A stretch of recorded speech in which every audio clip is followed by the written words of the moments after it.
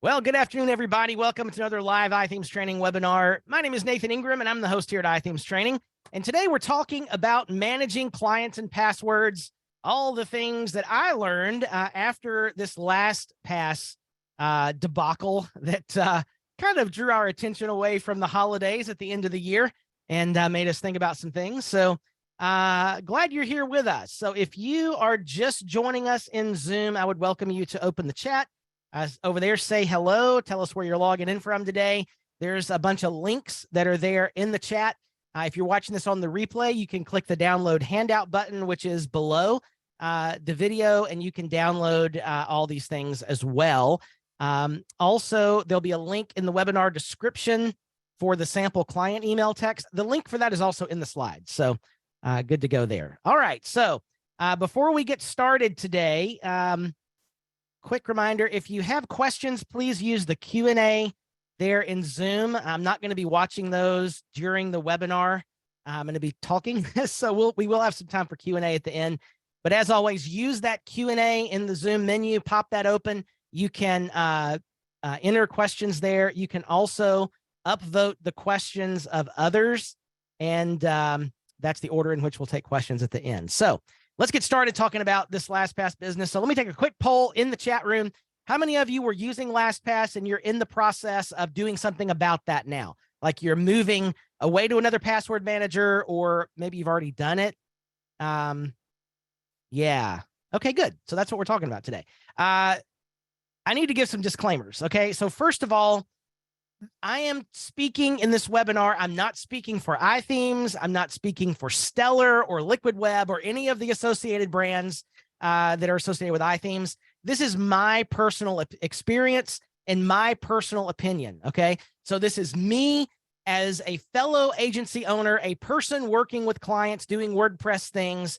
These are things that I've come to think about and do and so forth. So this is my personal experience and my personal opinions that does not reflect any recommendation or advice or anything like that from iThemes, Liquid Web, et cetera, et cetera. Okay, can we all agree to that? Everybody good with that? You should research this matter thoroughly. You should develop your own opinions and actions. What I'm trying to do here in this webinar is maybe save you a little bit of time, because good grief, it is ridiculous having to do all this. Like, there is no shortcut to changing 1,500 passwords. There's just not. So yeah, what a mess this is. Okay, so let's talk about where we're headed over the next hour, and I will do my very best to also leave plenty of time for Q&A at the end. Although this may, if you're relatively new to iThemes training, forever we've had this saying called ish time. So we're supposed to end at 2. It's going to be 2-ish today. Like I just have this feeling we're going to go long, and I'm fine with that. I can go about 10 or 15 minutes long today. I just want to make sure we get good answers for everybody. So what we're going to do first is talk about assessing the situation, answering some common questions about the LastPass hack. We did a lot of this in the previous webinar with Kathy Zant, and I believe that is linked somewhere. If not, if one of you kind folks would go into the iThemes training library and link that webinar for the chat, that would be helpful. Then also, we're going to just think about, what does the strategy look like for changing 8,000 passwords that we're all managing, right? And then how do I communicate with my clients about this? And then just a few final thoughts, wrap up stuff just from my own experience. Thank you. All right, Melanie's has the link there. If you missed the webinar with Kathy Zant, look at the chat. If you're watching this on the replay, pop open the chat. There's a link that Melanie just shared at 1:07 p.m. That has the link to the previous webinar. Highly recommend that. It's a lay of the land, understanding what's going on with LastPass. So let's start out with just assessing the situation and what we know. This is what we know. LastPass was breached multiple times in 2022. More than 30 million user vaults were stolen based on what information is kind of out there. Also, at least some of the LastPass source code was downloaded, meaning hackers could stand up their own LastPass environment and do things with it. Also, it's been, almost a month since LastPass has said anything else about this catastrophic, in my opinion, breach of their security. They haven't talked about it at all. This is the last blog post on December the 22nd. So here's something else that we've come to know after all of this. LastPass vaults were not fully encrypted. So password was encrypted, Notes were encrypted, but you can just read in the vault code in plain text, email address associated with account, the URL with your LastPass account, URL of the site, the username of the site.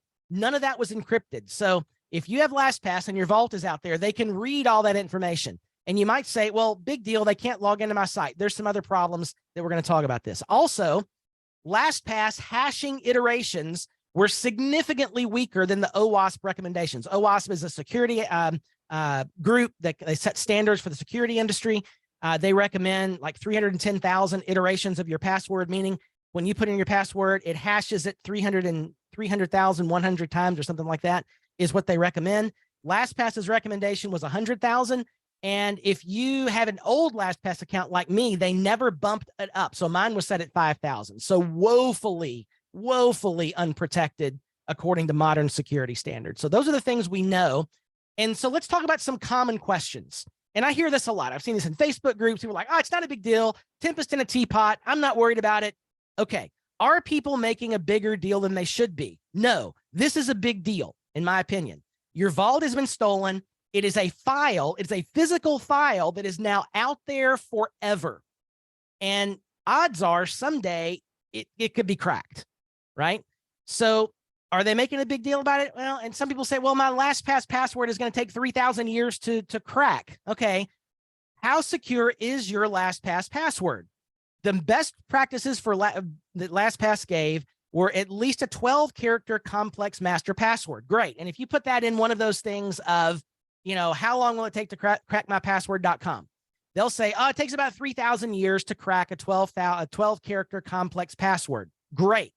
There's a couple of problems with that.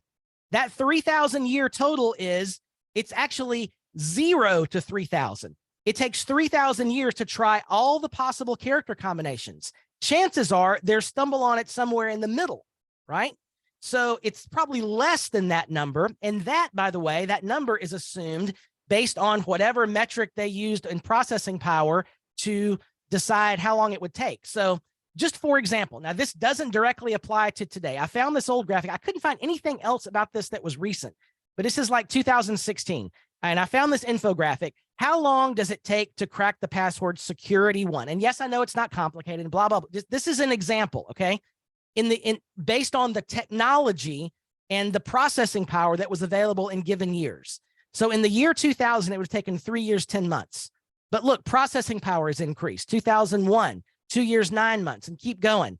1 year, 7 months, 6, 4, and all the way down here by the time we get down to 2013, 3 months. Now down to the time of 2016, 2 months.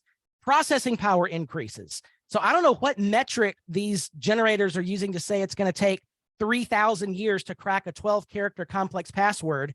But I wonder if they're taking into account like these crypto machines that are generating Bitcoin with GPUs and not CPUs that are thousands of times more powerful than they have been in the past, right? How long is it actually going to take now to crack a 12-character? I don't know, and next year or 5 years from now, how long is it going to take to actually crack those?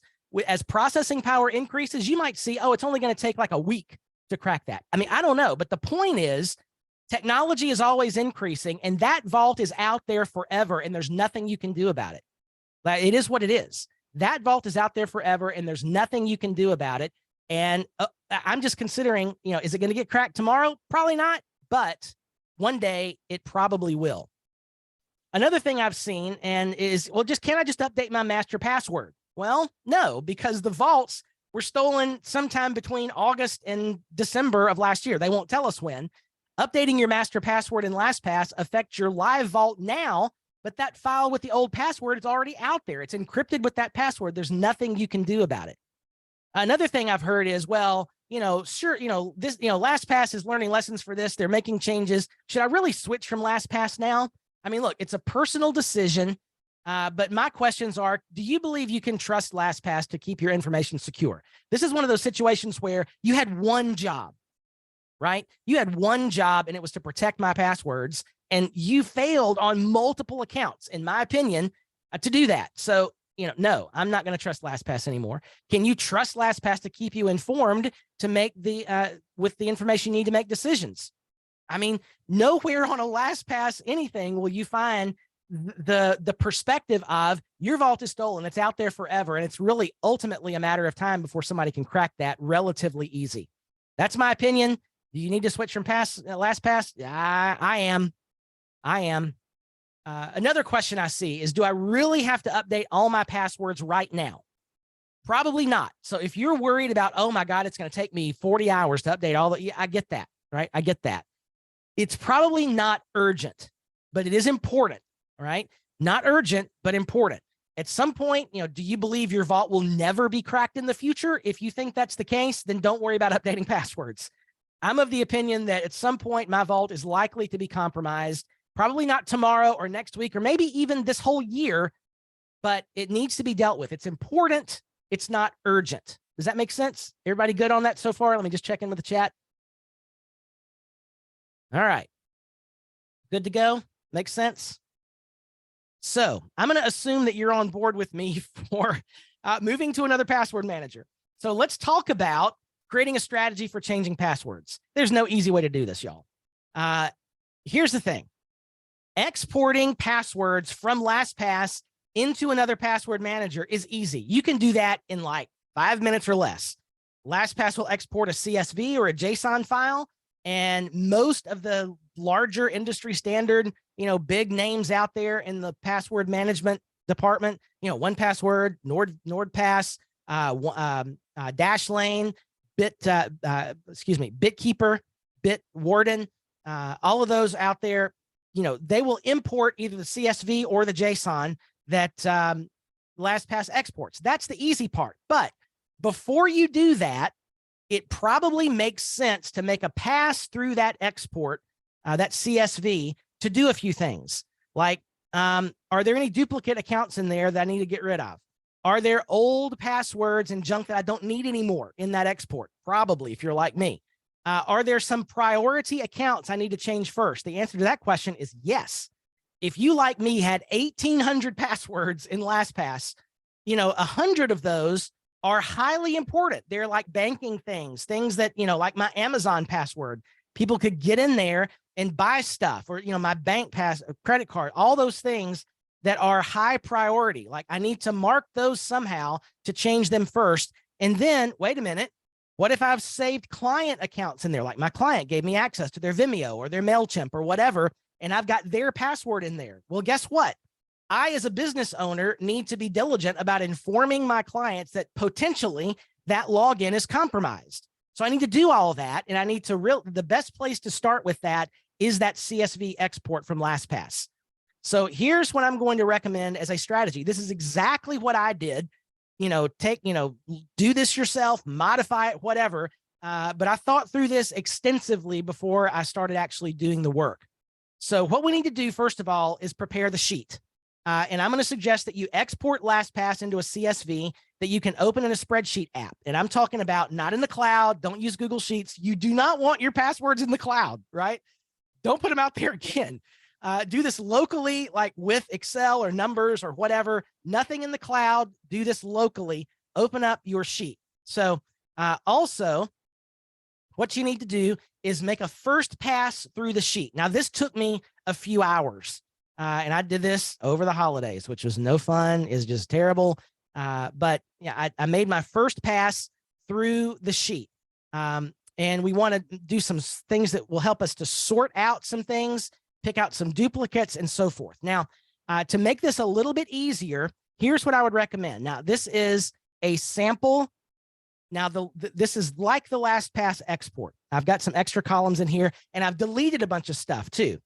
And so I'm just going to use this as an example. So the first thing I would suggest that you do, you probably, like me, you've got a ton of URLs. If you've been around using this forever, you probably have some with HTTP and some with HTTPS. You have some with www and some without. Some of them might even contain like app.something.com. Look at all of those. And what I did was I just removed all of that. So all I had in the URL was the actual domain name. The login's still going to work. If you're at app.domain.com, your password manager is going to realize that, and you can still log in. But my goal here is to get all the domains in a list that I can sort by. And as I'm processing through it, I can see duplicates and chunks of the same domain name.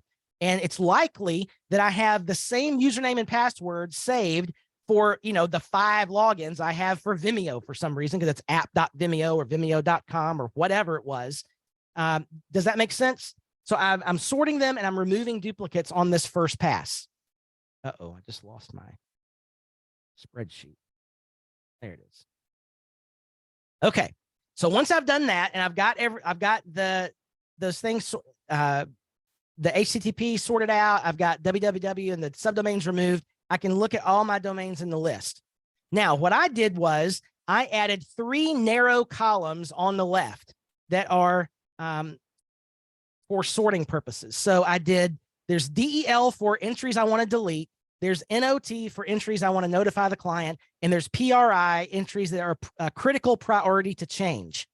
So this is what that looks like for me. So what I discovered was it takes a lot more time to go through and delete a row for each of these I want to delete than if I would just put an X right there. I'm just going straight down and I'm marking any of these that I either need to notify the client about, or they're a top priority, or I need to delete them. I have top, that to match my slides, it should say PRI for priority.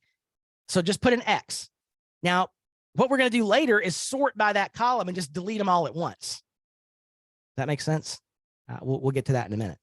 So once I get all the columns set up, I'm going to sort that sheet by the URL column so that my URLs are all together and I can pick out my duplicates. And I'm going to put if it's a duplicate, I'm going to put an X there and just keep, X out all but one of the duplicates as I'm going through in this first pass. All right. Now, so what I'm doing at this point is I've got everything set up and I'm going to work my way line by line down the sheet. I'm going to mark X, put an X, or whatever character you want. It doesn't matter. But in each of those columns as appropriate, if you want to, I thought about doing this at first, like scaling the priorities, like, is it priority 1, 2, or 3, like super important, or, kind of normal, or 3, who cares? And then what I realized was, as I started that process, I was spending too much time thinking about the priority. I'm like, no. If it's either going to be priority 1 and I'm going to mark that, or just don't worry about it. It was just an X for me. I mean, do it however you want to, but my goal was, I want to get through this sheet, marking these things as quickly as possible so that I can get, junk deleted and stuff imported and my priority passwords reset as quickly as possible. So if you have a duplicate, mark 1, mark all of them but 1 as delete. And this process, like I say here, it takes forever and it sucks. Like, there's just no way around it. I got up and left and came back, multiple times and just picked up where I left off through this. It took hours to make a pass through that 1800. But once I had it done, I was in a lot better shape. All right. So once I've gone through sorting the entries, I'm going to start to clean up the list. And basically what that looks like is for just getting rid of the deletes first. So I'm going to sort by the delete column. So just, whoops, let me get this where I can see all the sort by that one so that all my deletes. So let's mark a couple more for delete, just so, it's going to sort by the deletes. This is basic spreadsheeting. And I would just go through and delete the ones in one shot, delete all the ones that were checked delete, right? Now, what I also did, and this was helpful because I'm afraid of breaking things, I actually created a tab for those deleted ones. So I copied the things I was going to delete and put them in that tab just in case I accidentally mismarked one.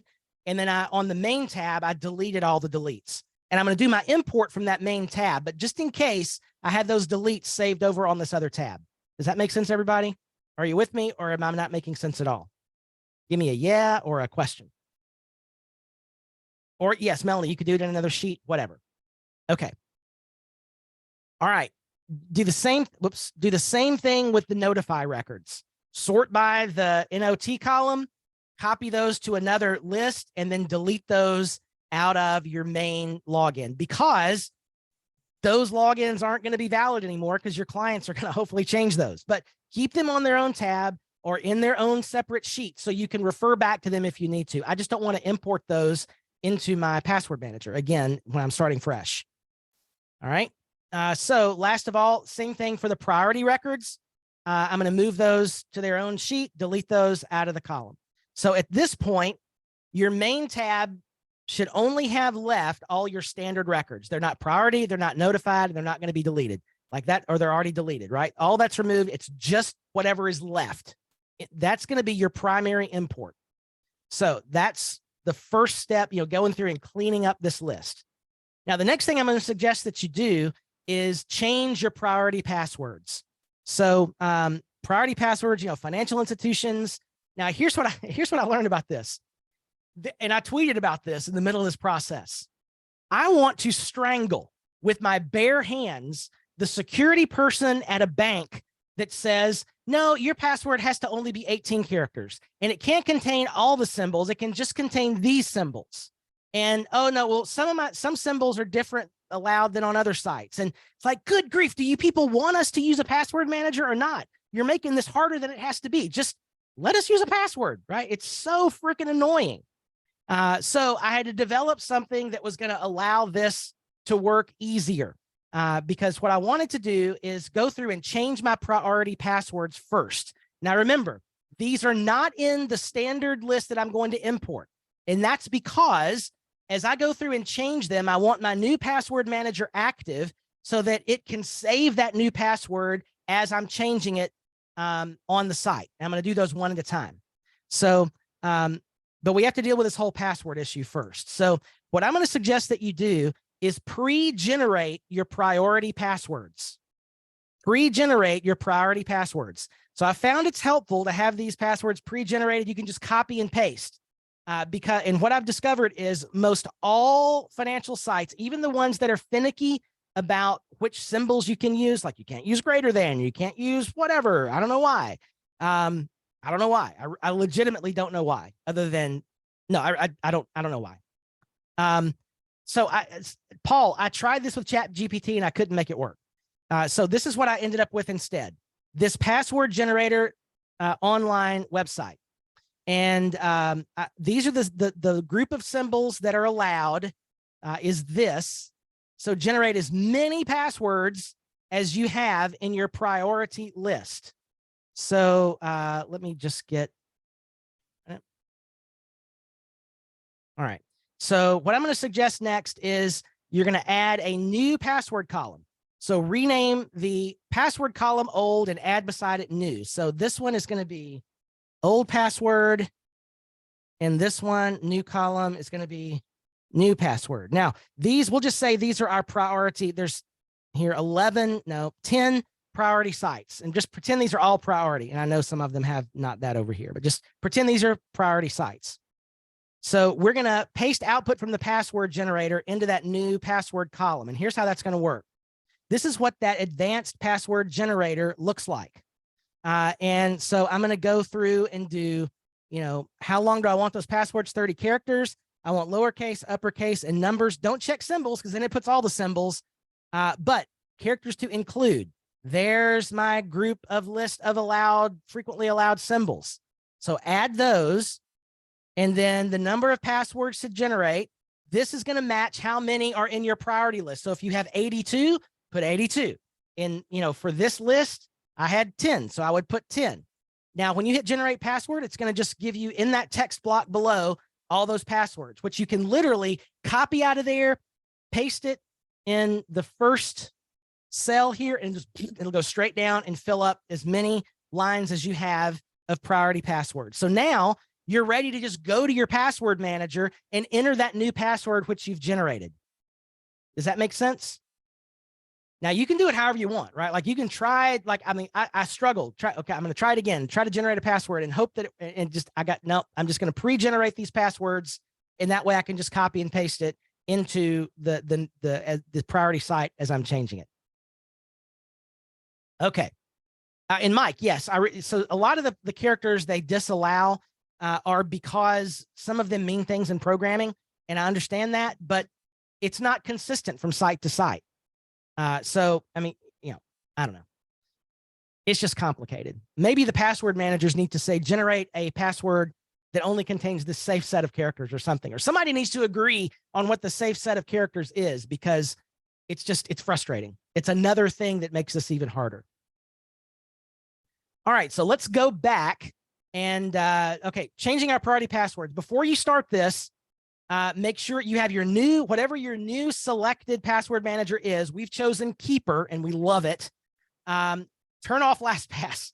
What you don't want here is a battle duel between your two extensions managing passwords. That will drive you batty, trust me. Also, you do not want LastPass to save your new password as you're adding these. So turn off LastPass, turn on the new browser extension, and then go one at a time and change your password on each priority site. And as you change it, save it in your new password manager. Does that make sense to everybody? So at the end of this process, the only thing we now have in our password manager are all our priority sites, and they've been changed and they're there and they're good. All right. Now, the next thing we're going to do is we're going to import our other passwords, the stuff from the main tab that we've made our pass through and deleted stuff and so forth. Now, what I'm going to, this is going to save you a ton of time if you will do this. We're going to make a change here. So there is and I just realized I can't copy directly from this. So what we're going to do is we're going to make a new column called name2. So right here, this name column is what and some password managers call that title. It's like the name of the login that it's going to show. I'm going to make another one here that says name2 because I'm going to do something here so that I can know which of these passwords I've changed and which ones I haven't. Now, remember, the passwords on this list at this point are not the priorities. They're just our regular passwords, and we're going to import all these into our new password manager. So we're going to use this little spreadsheet formula, which I'm going to have to type because I forgot to have it where I can copy and paste it. Concatenate, change, space, close quote, comma, H2, just like that. Okay, so what that, here's what it is. Here's the formula, concatenate, change, H2, J2, where J2 is the adjacent column with the original name. So in this case, it's H2. And the output, look, it says change and then the name. This is what you want, because what's going to happen here is you're going to, when you import this is going to be the name of the password card, not this. Change is there, so you know that the next time you go to that site, when you're ready to log in, and it says change, oh, I need to change that password. And then when you change it, you delete the word change out of the title or the name of the card. And that way you know which of the passwords in your vault that you've changed and which one hasn't. Does that make sense? That's going to save you a ton of time later. So from your spreadsheet now, we're going to export the primary tab as a CSV and import that CSV into your new password manager, and be sure when it's going through the mapping process of which column fits what field that you are importing your name to as the title or the name of the new record in your password manager. So now you have some passwords that have change and others don't. So as you log into sites, like I just said, and you go to fill the password and it says change, you know, hey, I need to take just an extra minute. I need to go through the password reset process, and then, I'm done. Or you could even invest some time in password change update sprints. I'm going to spend an hour this morning. I'm just going to start at the top, and the next 50 changes that are in my list, I'm just going to knock those out over the next hour. So this will help you keep track of which passwords have been changed and which ones haven't. All right, I'm going to pause just for a minute. Everybody good to go? Does that make sense? Chris is asking, can I change 50 passwords in an hour? No, that was being, I was being optimistic. Okay, so let me talk about some frustrations that I've encountered during this process. Number one, most sites have various password reset processes, and they're all different, and you have to find those, and it takes time. Like where is it located? Is it under account? Is it under profile? Is it under security? I mean, Lord knows, where is it? I don't know. I got to find, where do I go to change my password? And then there's a thing we talked about, like which special characters and how long can the password be? I ran into one of my financial institutions that said your password can only contain these characters and it can only be 18 characters long. I'm like, why? I mean, why really? And I'd send them an email. And I was probably not nice about it because I was frustrated at that point. But, maybe they need to have, a strongly worded email. And also, I've discovered that roughly it takes 2 to 4 minutes to change a password. That's about 50 hours of constant work to change 1,000 passwords. There's no easy way to do this, y'all. There's just no easy way to do this. So it's frustrating. And it's not like I didn't have, I was just sitting around with nothing else to do anyway. So yeah, those of you that are noticing that I'm a bit animated, it's because this is touching on some frustration that I have that's deep-seated about this whole stinking process. So anyway. Yeah, Amelia, how about hiring a VA to change our passwords? I don't know about that. I don't know about that. I would not recommend that. Anyway. Okay, so that's the strategy. Is that helpful? Is there anything about that strategy that doesn't make sense? All right, let me hit a couple of questions that have been asked. Stacy says, the slides you're showing of your sample spreadsheet. So Stacy, that wasn't a slide. That was like an actual window right there. And it's not a slide, so it's not in the slides. But that's why I just did a live demo. So you can go back and rewatch if you need to. Let's see. Devin, I'm going to answer that question.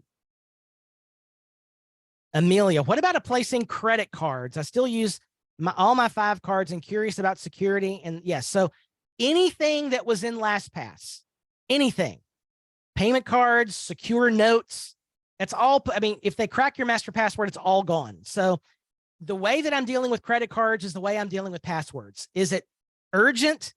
No. Is it important? Yes. Have I canceled my credit cards yet? No, because that's going to create some additional work that I don't have time to deal with right now. Will I? Probably in the next 3 to 6 weeks? Yes. And get new credit cards.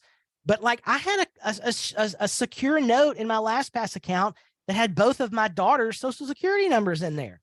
That's gone. It's out there. There's nothing I can do about that. And it really annoys me.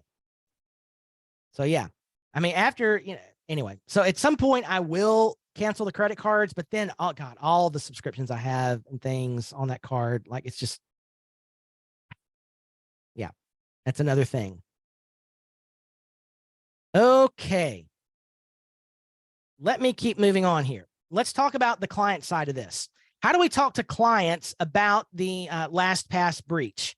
And we'll just start with the question, should I notify my affected clients? And by this, I mean, have you as a business or as a, whatever, have you saved a client login they gave you to access something that they own, like their Vimeo account, their Zapier account, their MailChimp or Constant Contact, or their hosting account, whatever?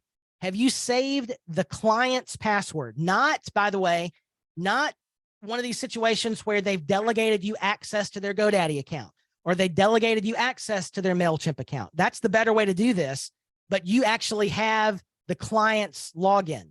Yes, in my opinion, you should 100% notify the client because you've put them at risk, like not intentionally, but you made the decision to store that password in the password manager, and that password manager has gotten compromised. So yes, in my opinion, you should reach out to your, now again, I'm not a lawyer.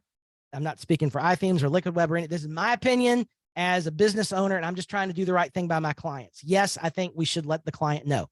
If you had a client password saved, it could be at risk. I notified all my clients about the password, and they were grateful for the alert. So here's the text of the email. It is in, let me give you the slide and link bundle in the chat again. The sample client email is this Google Doc, which is right here. And it basically says, I'm just going to read it because why not? Name, dear name.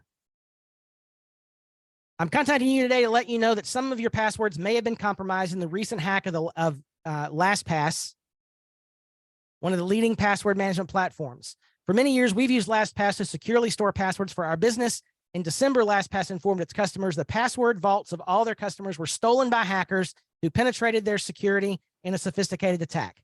In the course of our work with you, we use LastPass to save passwords to some of your accounts, which are listed below. Heading, big bold heading. Have your passwords been compromised? Your passwords, which were downloaded in the LastPass breach, were encrypted with our secure 12-character master password. Insert your character there. Our password met the best practice criteria set by LastPass and could take up to 3,000 years to crack. We have no reason to believe at this time your passwords are compromised. However, our LastPass vault could be compromised at some point in the future if our master password is cracked. So what do you need to do now? We recommend that you immediately reset all the passwords to the accounts that are listed below. As a best practice, all your passwords should be complex and only used on a single site. Number two, if you were using LastPass as well, which many of our clients were, all the accounts in your vault have been stolen like ours have. We are beginning the slow process of resetting all our passwords in our vault, and we recommend that you do the same. We also recommend switching to a different password manager, like insert your favorite password manager here as part of that process. Your accounts that are potentially vulnerable, and just list the client accounts that showed up as you sorted through your passwords. At Brilliant WebWorks, we follow industry standard practices, best practices to keep your data safe. The catastrophic LastPass breach has rocked the tech world and has affected more than 30 million users worldwide. That just saying, like, we're not dumb and, we're not alone in this. We will continue to monitor the situation and keep you informed if any other information that affects you comes to light. Should you have questions about our handling of your data or questions about this breach or what you should do in response, please feel free to contact me directly. Sincerely yours, blah, blah, blah. So feel free to copy and paste that thing and use it, tweak it for you. Use that email. Let your clients know about this. So a couple of things to note about that email. Number one, the tone is serious, but it's not alarmist. It's like, oh my God, the world's not coming to an end, but it is serious and you should do something about it. The purpose is informational, but their next steps are clear. And we've got things worded in headlines because some people scan and they don't read, et cetera. And the client is invited to reach out for questions. Does that make sense?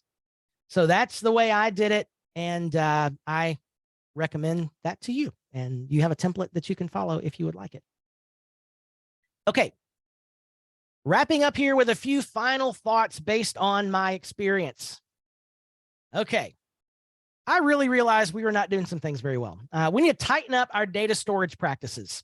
Don't save client passwords unless it's necessary. Y'all, it is really easy for everybody watching webinars like this to look at a presenter like myself and think, oh, this, he didn't make any mistakes. He's got it all together. Everything is just perfect. And trust me, that is not the case.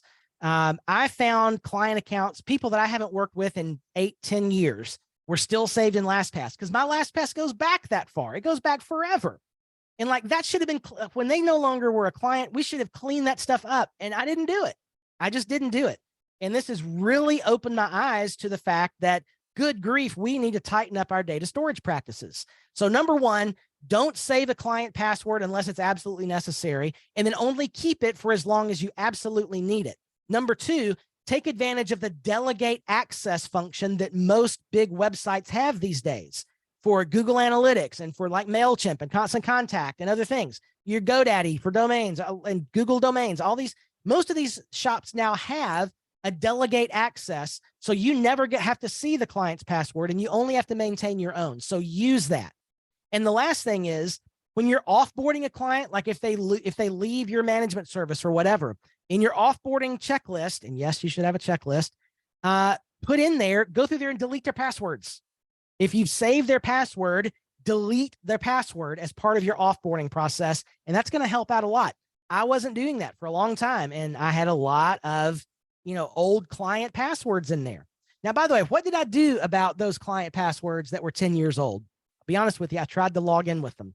And if they didn't log in, then I just deleted them. I did not inform those clients because there was nothing at risk in that client's username and password.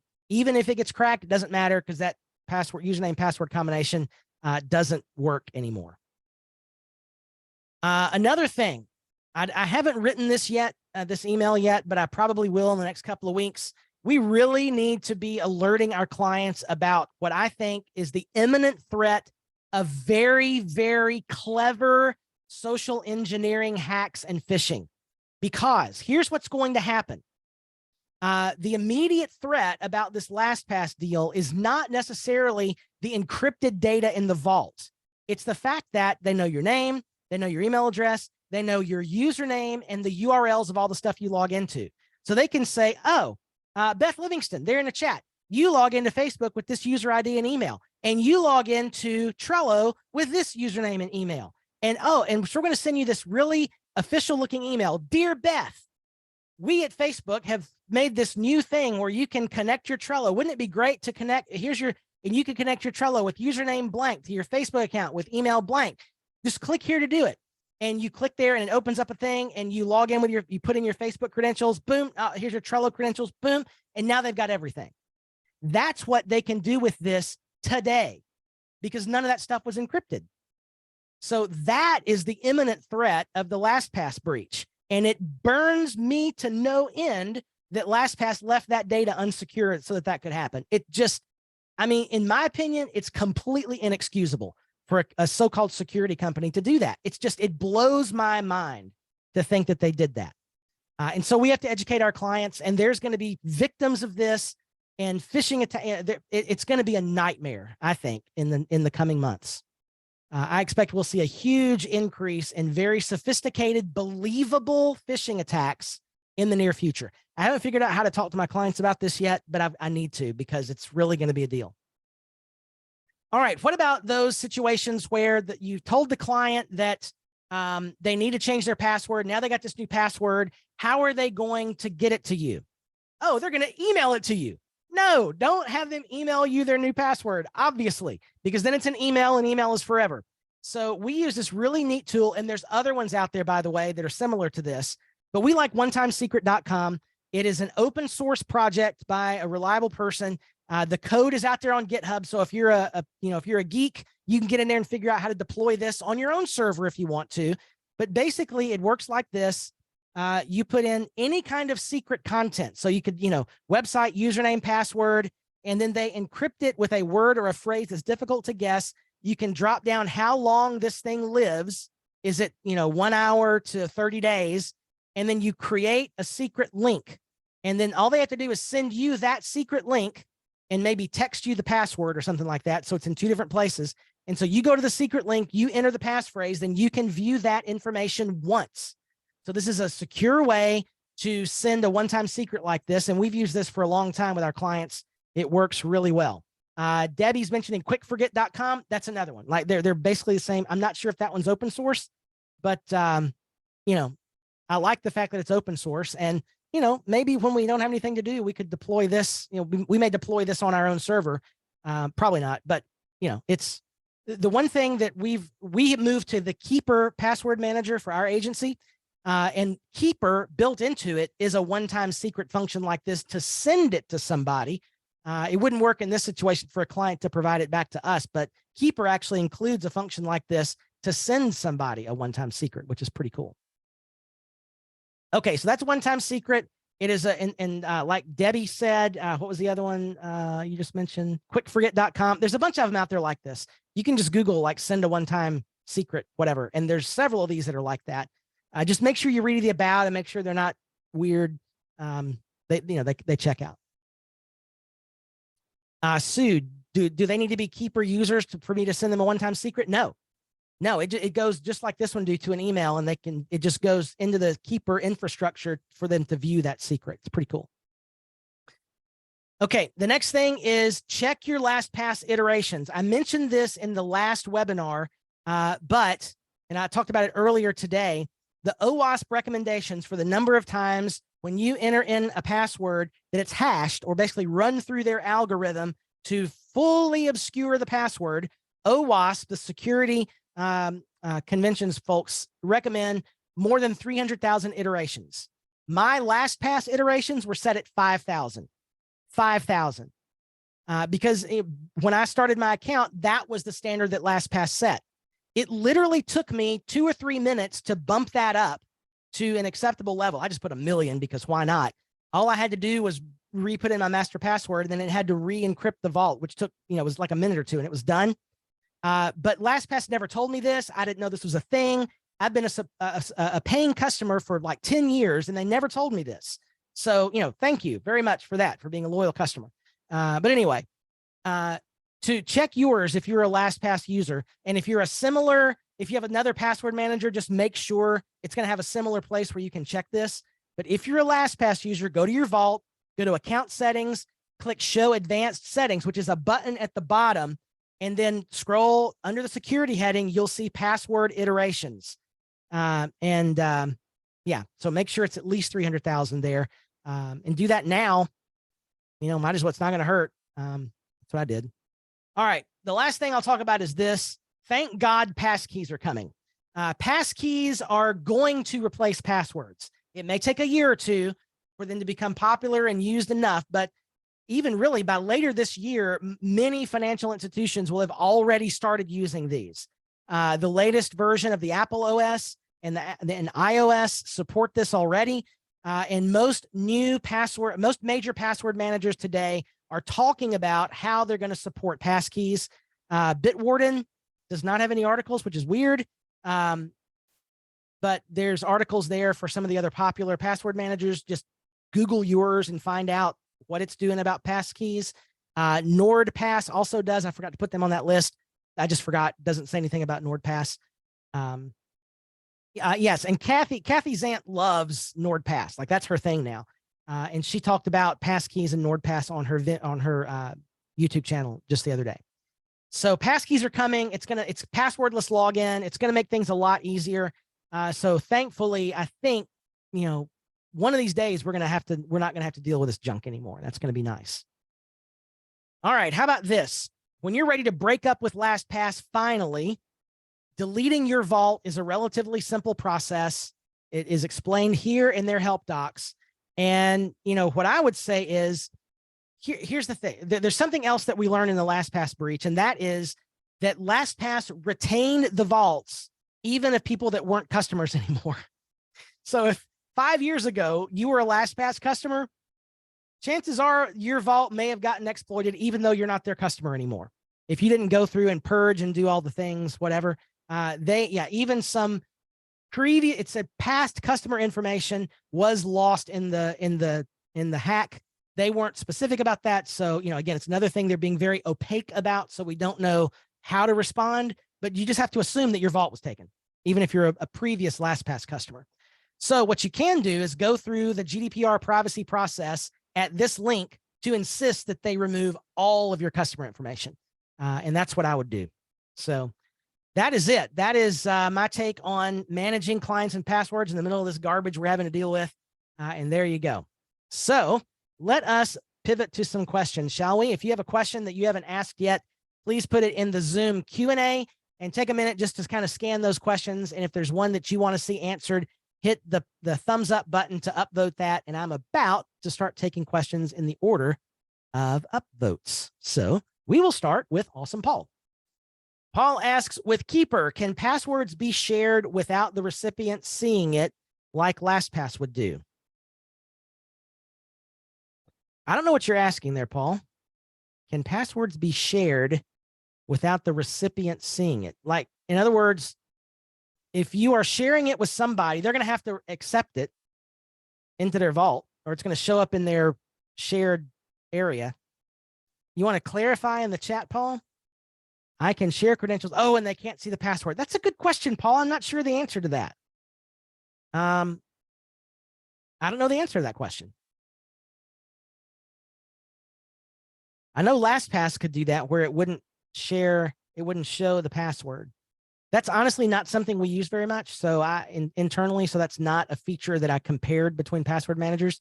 I'm going to guess they do because they have everything else. Stacy, how do we know what iterations our password was set at? So just follow the directions on that a couple of slides ago where I talked about that, if you're in LastPass. Next question, Charlie, any new updates on a possible class action lawsuit against LastPass? Paul, Charlie, I remember, I can't think of where or when, but I remember as I was doing some initial reading about this, that a lawsuit has been filed already. Somewhere, I can't remember where or what, or I mean, if you just Google LastPass class action lawsuit 2022, you'll find it out there. I do remember reading about each one. Oh, Paul shared the link above. Yeah, so there's at least one out there. There's going to be more. There's just going to be more. Another question from Charlie. Would it be better to keep your LastPass account active as a free account, but a new master password and no account? So in case of a legal action against LastPass, you can prove that you did have a LastPass account. I don't know. I mean, you could, there's nothing wrong with that idea. You're not going to, well, there's nothing that's going to put you at risk about that idea. But here's the thing. Look, with a class action lawsuit, do you honestly expect to get anything out of it? Like, you're going to get $10. That's what you're going to get. That is what you're going to get, is about $10 probably out of this whole deal. And the lawyers are going to make the millions. But, you know, ultimately this is a punitive action against LastPass. So, you know, I'm not worried about any remuneration from LastPass on this beyond, they better, when I cancel my account, they better refund me the difference from this year, or as much as they'll refund me. I haven't gone down that route yet, but yeah, anyway. Yeah, sue with 30 million potential people, $10 each. Yeah, add those numbers up. That's what, $300 million. This is why I said in the last webinar, I'll be shocked. Again, my opinion, I know nothing other than what I've read in my own personal opinion, but I'm going to be shocked if LastPass survives this. I just can't imagine. Okay.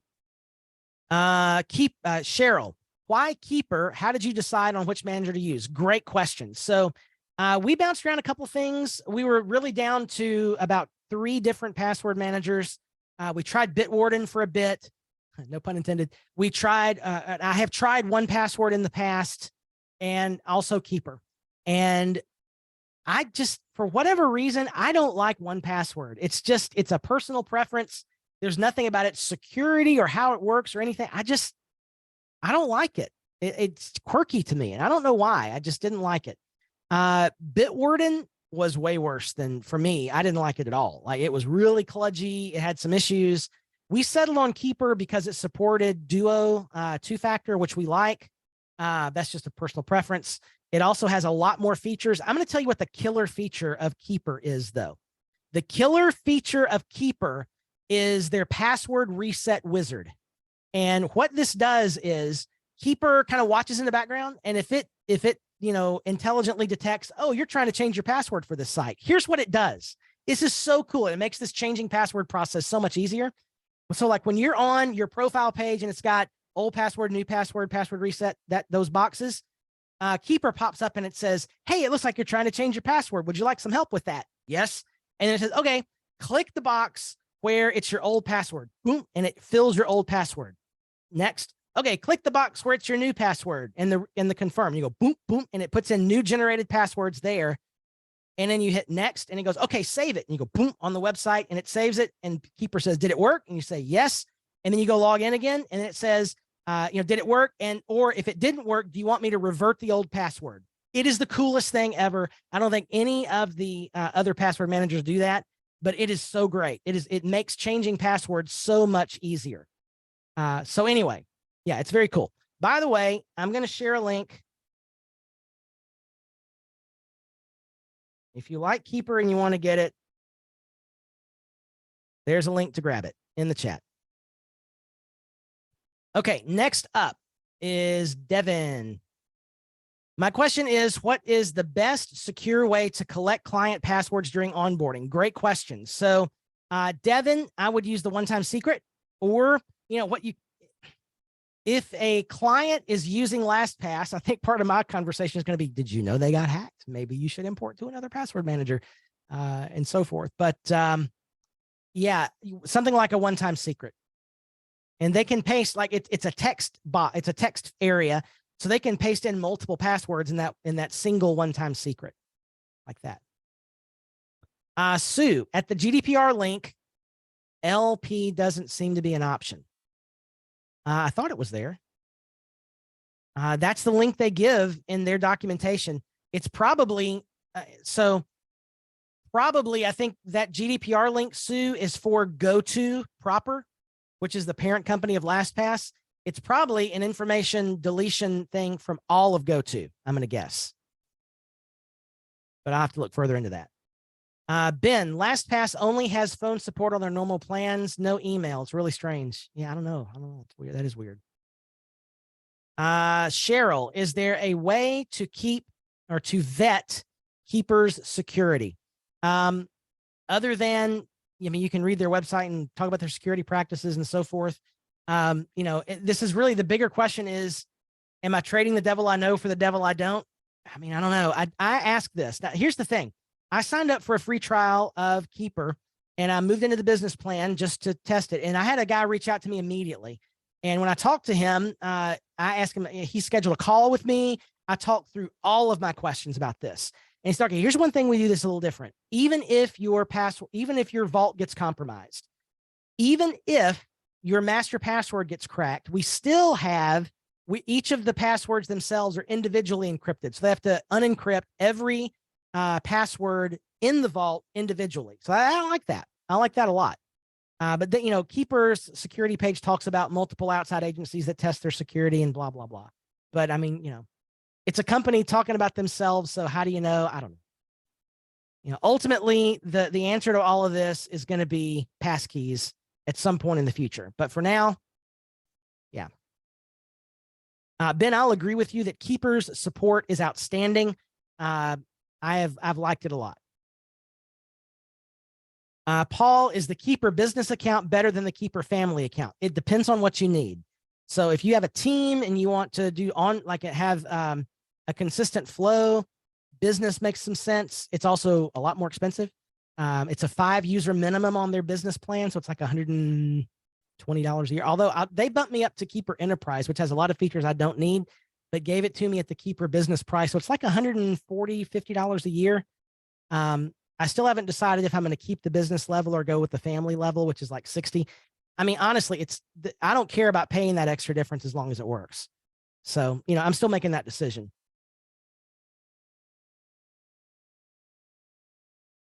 Oh, you know what? Thank you, Debbie, for mentioning that. That's another reason I like Keeper is that it has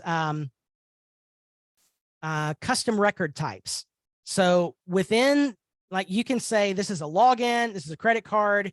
It has, Ben, 14 predefined record types that have specific custom fields. But for example, we set up a custom record type for an Amazon IAM account that has all those extra secret keys and blah, blah, blah. And so we just set all those up in a card. And so it's there. So when we go to save that information, it's got all the fields for it already. Before we were just dumping that stuff in the note of the password field, which works, but now it has its own little fields, and I like that. Charlie, do you think that Keeper's breach watch has any value?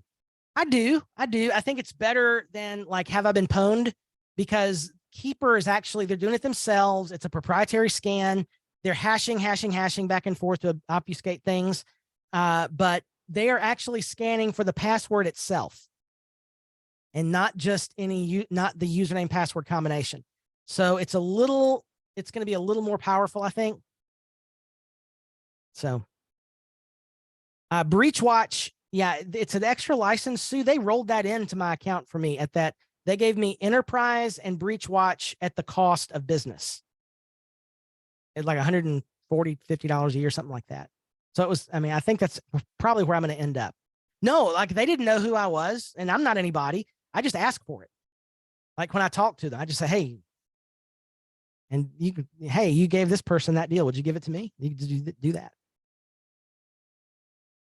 Okay. So that's my take on that. Has this been helpful? I'm venting a little bit. It's been kind of cathartic for me to get some more of this frustration out. I'm a little bit frustrated, as you can tell, about this whole deal.